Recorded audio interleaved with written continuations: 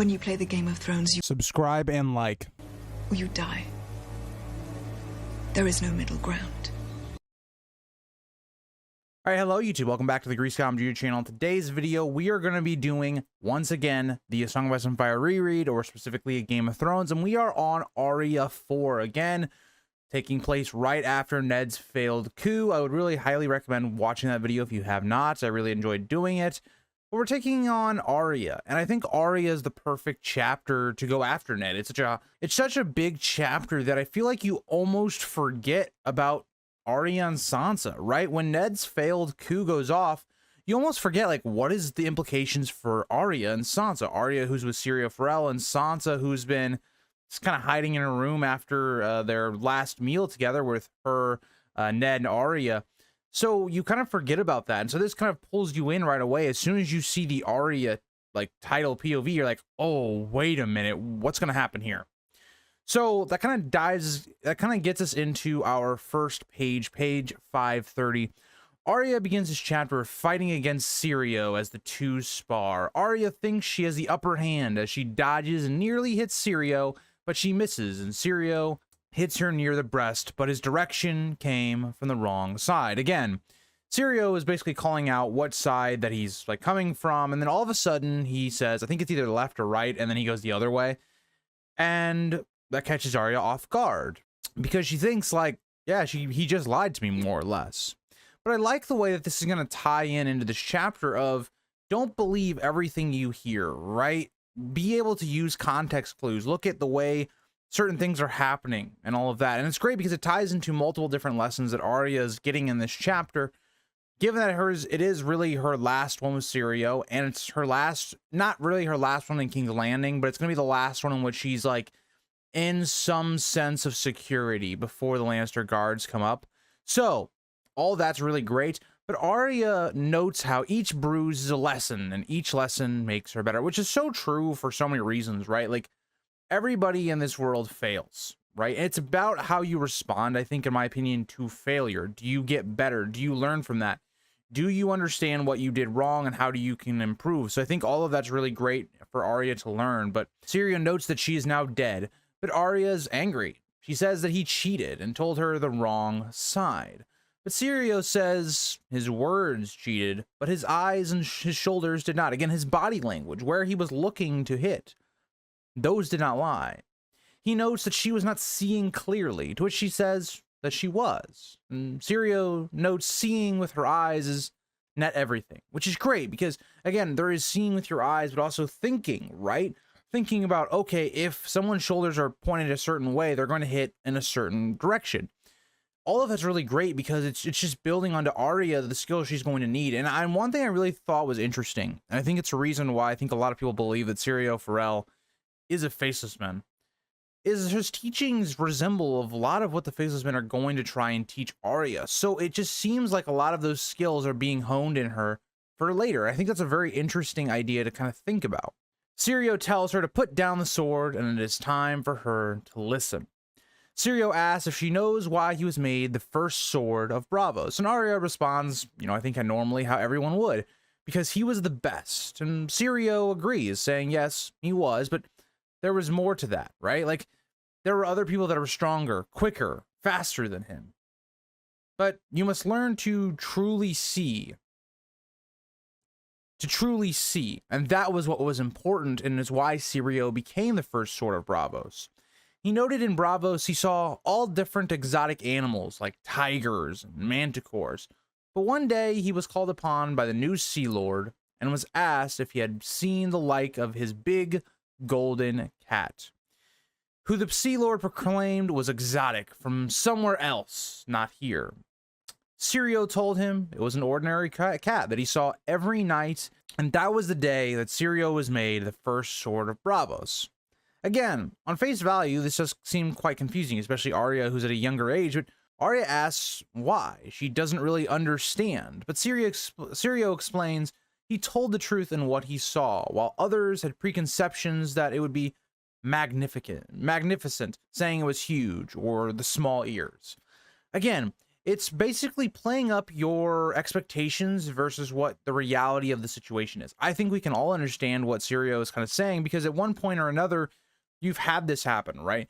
Because of some preconception that you've been told, right? Say, you know, you're at work and someone says, oh, there's this huge party going on, but you get there and it's like, oh, it's not that huge of a party. Or you have, it's exaggeration. All these things that play into your mind where it makes you think about what something is going to be when it's not like that at all, right? I think one of the biggest ones is like, if you're hearing that a movie is good, right? Instantly, you're going to have the expectation that the movie is good, where you're not going in without a clear mind, right? You're going in thinking it's going to be good already. And so that's something that's interesting to think about as well, because it's something I've recognized as a bias, like for me as well, when it comes to like reviewing shows and things like that, where it's like, I try to keep an open mind and then go from there. And I think that's something interesting. I really try to do that for Rings of Power, but eventually it just kind of wore off. But that is, I think, a really important lesson for Sirio to show is, you know, thinking clearly. That's a huge lesson that Arya will use quite a lot. But that gets us into page 532. So Sirio asks if she is listening, and she says, you said what you saw, basically that you told the truth. And Sirio notes that that is all you need to do. Open your eyes and your other senses.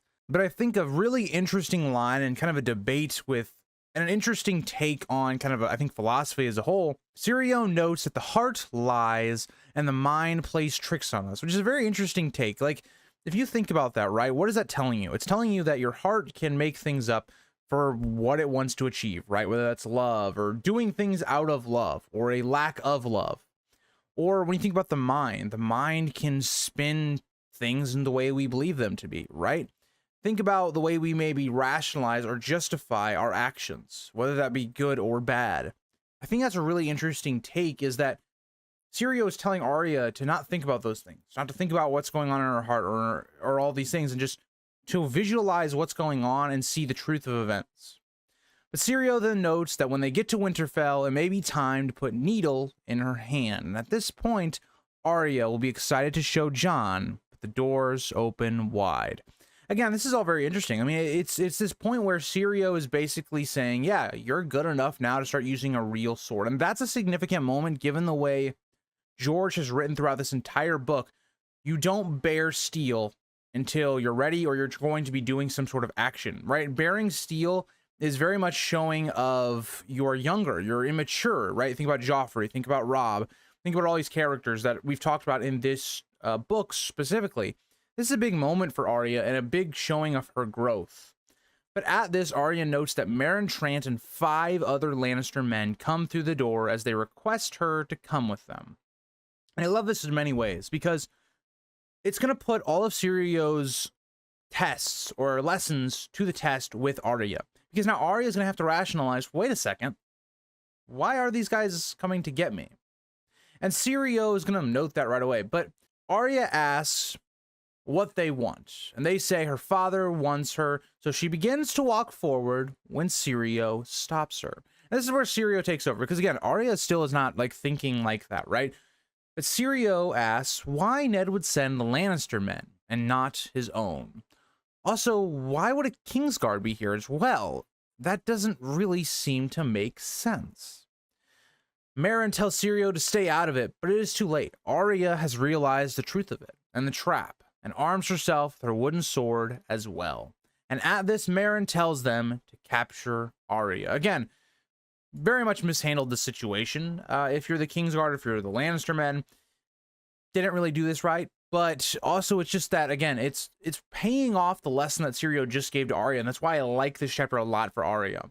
But the 3 of the men approach, and Arya must remember her teachings that fear cuts deeper than swords, and to calm herself.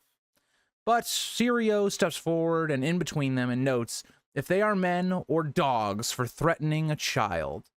Sirio instantly knocks one of the swordmen on his head with the stick, and the man begins to pull out his sword, but Sirio hits him in the hand, breaking it. Again, note how Sirio is very calculated in the way he strikes, right? He goes for the head because it's A, it's going to be an annoyance, and 2, like, just to rattle him a little bit. and then hitting the hand, right? We notice that when Arya is like thinking about this stuff, she notices they don't have a lot of armor on the hands. They don't have like really, big steel plated gloves or anything like that. So that is important, right? Syrio is almost baiting them to use their weaknesses against them. Meryn notes he is fast for a dancer, and Syrio remarks he is slow for a knight. And I got a note. This is the biggest roast of the century. I mean, just imagine you're just sitting here talking down on Syrio, and Sirio's just like, yeah, you're kind of slow for a knight. Also, just plays on, I think, in my opinion, just how knighthood doesn't mean anything in this world. Really, it just being a knight doesn't mean much. Like, it doesn't mean you're some good dude how Sansa thinks someone should be. It doesn't mean much. But Meryn commands them to kill him, and the other four approach with swords drawn. The fifth, that just got his hand broken, with a dagger out. And at this, Syrio tells her that their lesson is over and that she must run to her father. And she notes as swift as a deer. She backs away, but she notes so Syrio has just been toying with her. Again, Arya has been sitting here thinking in her lessons, oh, I'm getting better. I almost hit him there, and, I'm getting the better of him at some points. But she was wrong. Syrio was quick and even more dominant with a stick than she'd ever seen. We see Syrio attacking all of their weak points as Arya notes the Lannister weak points, whether that be at their hands or in their legs, whether that armor isn't. Again, it's very similar, and it reminds me quite a lot of Oberyn's fight with the Mountain. I reference that a lot because I think it really shows the way George likes to write fighting scenes, and specifically when you look at like a light armored person versus a heavy armored person. But the fight begins, and we see Syrio not wait for them to attack.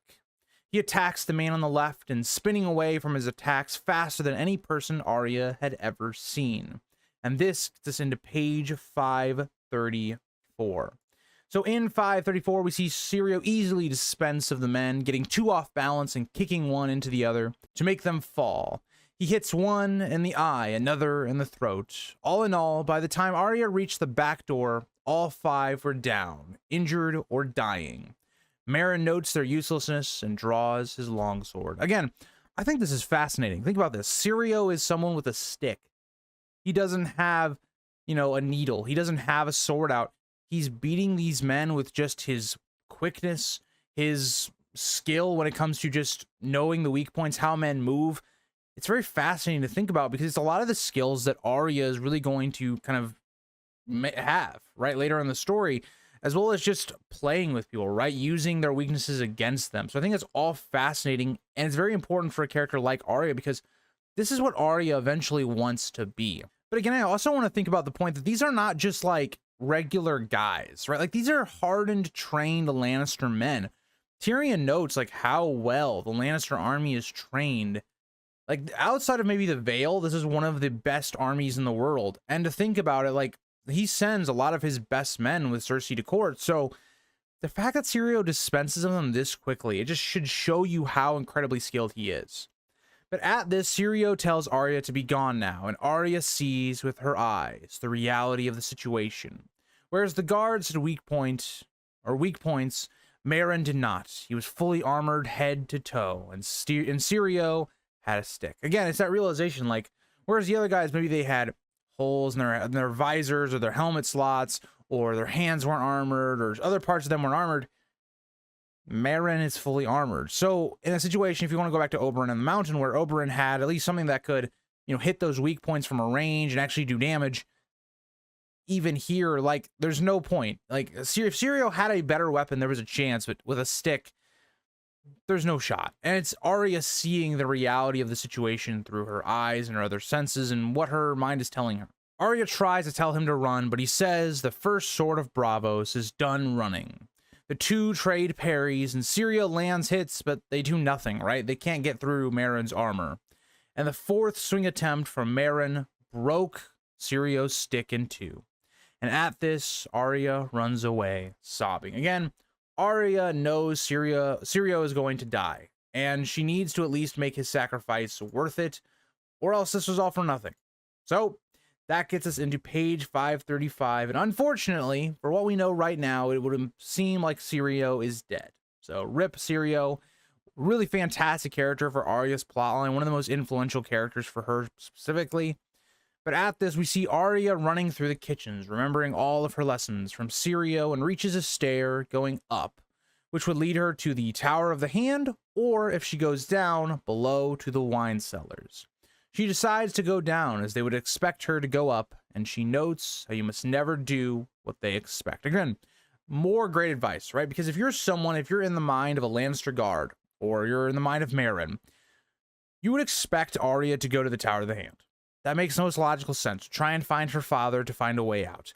That makes the most amount of sense. So if you're Arya, you want to avoid that kind of almost at all costs. But upon getting to the cellar, she notes it is pretty much a dead end, but she must do what she did before and find a window to get out, and she begins climbing the barrels until she is at the ground level and sees the door of the Tower of the Hand. And at this point, Arya kind of realizes the Tower of the Hand's probably been attacked already. The door seems broken with axes and a man dead outside.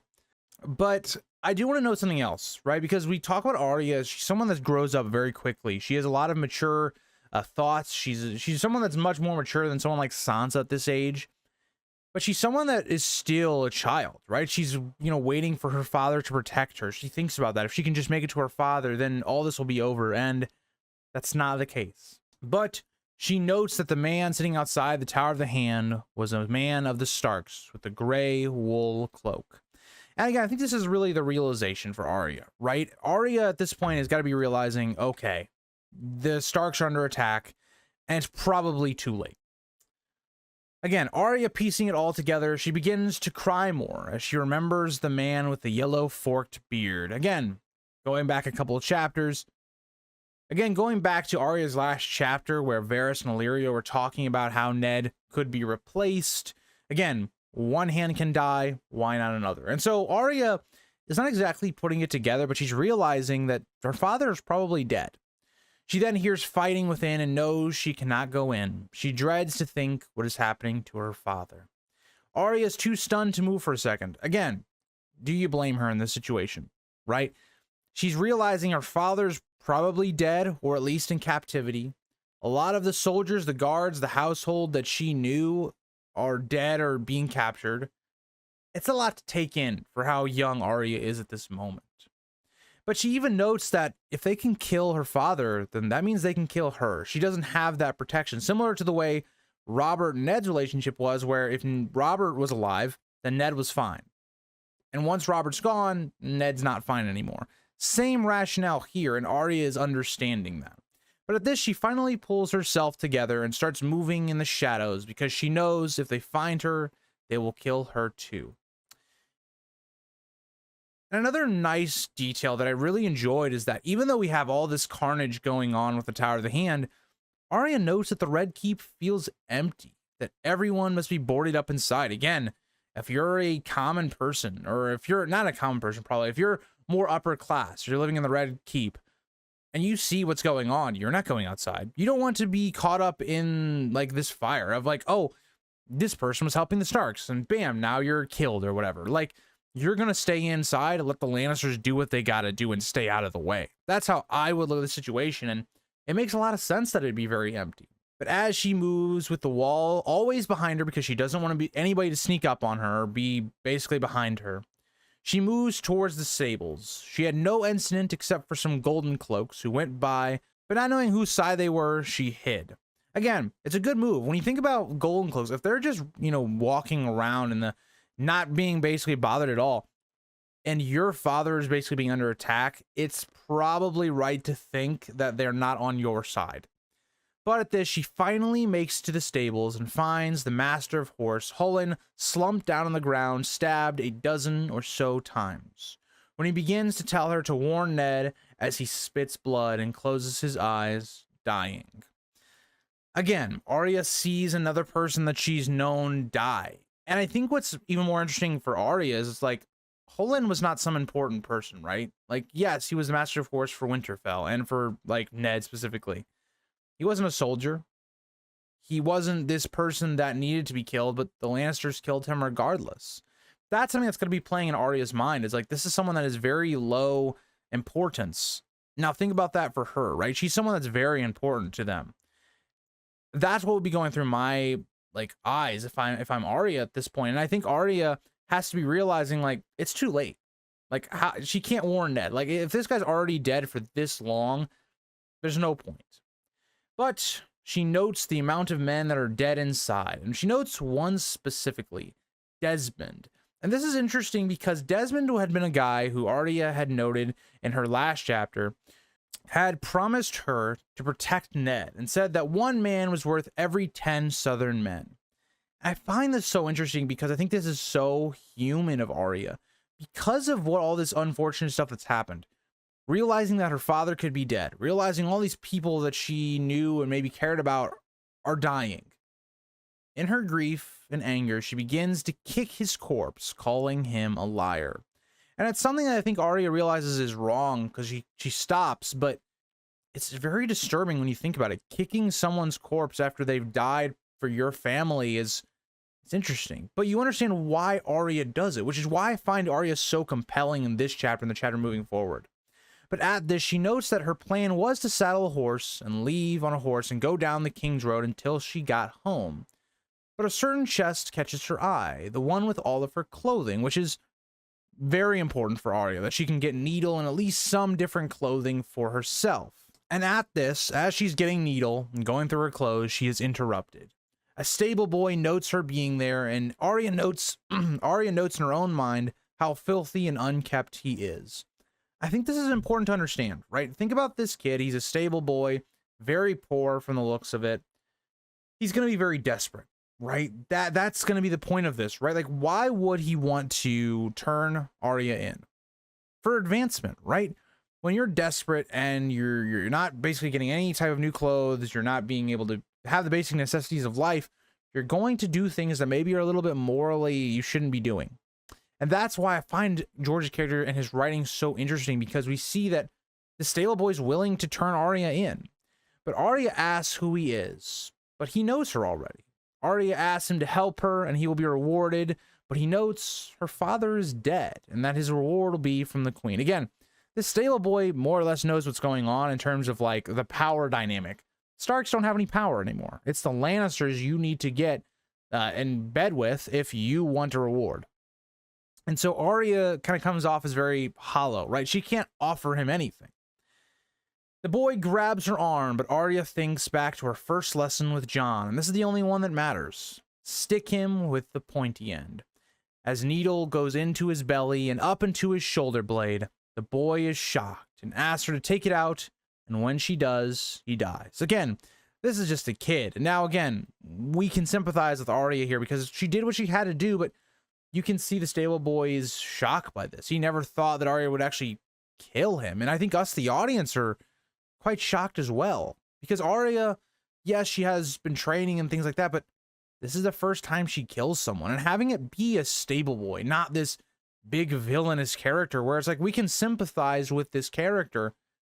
It's very interesting because it's going to be great when we look at the dynamic of Arya as a character when she goes forward and, like, say, Winds of Winter. And she's a character that now has all the skills to be able to assassinate the characters she wants to assassinate, but seeing things like a Revenge Red Wedding, how does that impact her? And how does that relate to this first killing for Arya? I think all that's really interesting for a study with this character, and it's why she's a fan favorite, especially early on. But I also want to point out, Arya is only 9 right now. Like, she has killed someone at the age of 9. Just something I really want you guys to kind of remember. But Arya is left to soak it in when what she has done, but she tries to get that out of her mind and focus on getting out of the castle. And I think there's something great about Arya as well, is like, in a lot of stories, I think you would have this moment, especially modern stories, and it wouldn't affect our character. But Arya is going to be haunted by this moment for quite a while, so I enjoy that part of it. But as she goes to saddle her horse, she realizes there's no hope. The gates will be guarded and no one will be allowed to leave, which is exactly 100% correct. She has only one way out, the path that she took before. She even worries if she can find it, but it is her only option, which again is 100% true. There is no other way that Arya is going to get out, right? It's what makes her escape so puzzling from people on the outside looking in, because they don't know about all these secret passages. Like, I think someone like Varys is probably the only person that might know, oh yeah, maybe that's how she got out. But again, that's even a stretch.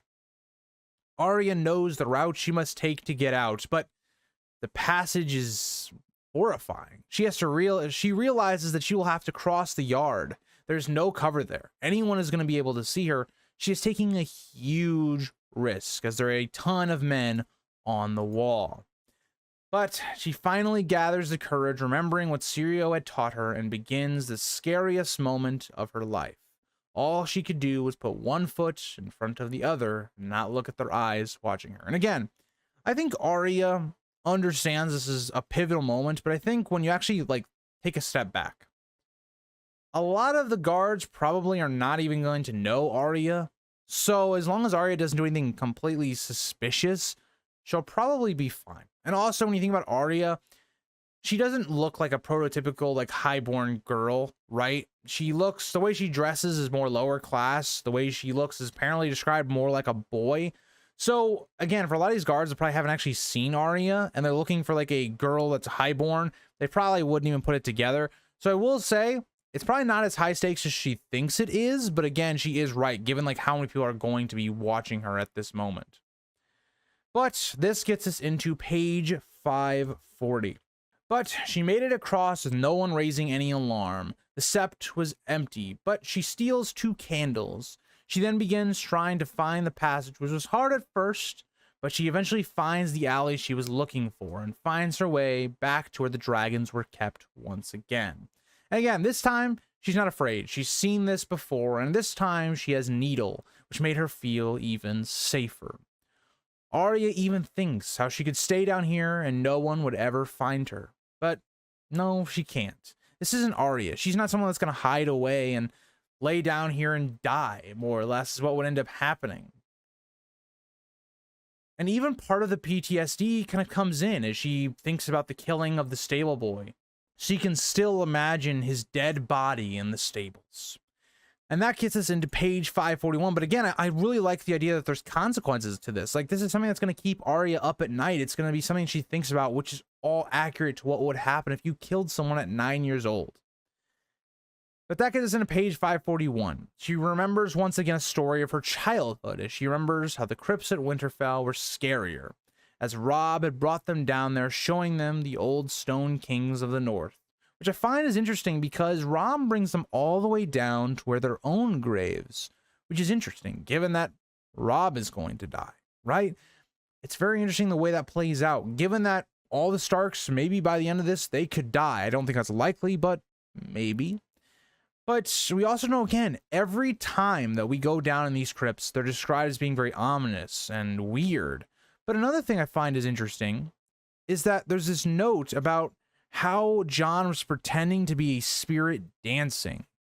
But that does beg the question, will the spirits of the dead dance again? If these swords are missing, if these spirits are allowed to come alive because of the others, what's that going to look like? Is this a little bit of foreshadowing in an almost funny moment?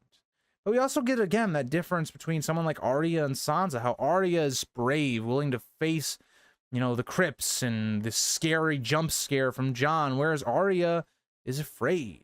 She is terrified of this, which is all natural, right? That all makes sense. But this all ends up being a prank by Robb and Jon. So again, a very good chapter for Arya, right? It's one of those where I think a lot of Arya's chapters so far have been kind of kick-starting the plot, right? Getting things moving. And this is where I think we get a lot of that great payoff, right? We see Arya using those skills in book 1. And I think it's going to get even more paid off in the next chapter for Arya. But a really good chapter to follow up, just a fantastic chapter in Ned. So thank you guys all for watching. I hope you guys all enjoyed, and I'll see you guys all in the next one. Bye, guys.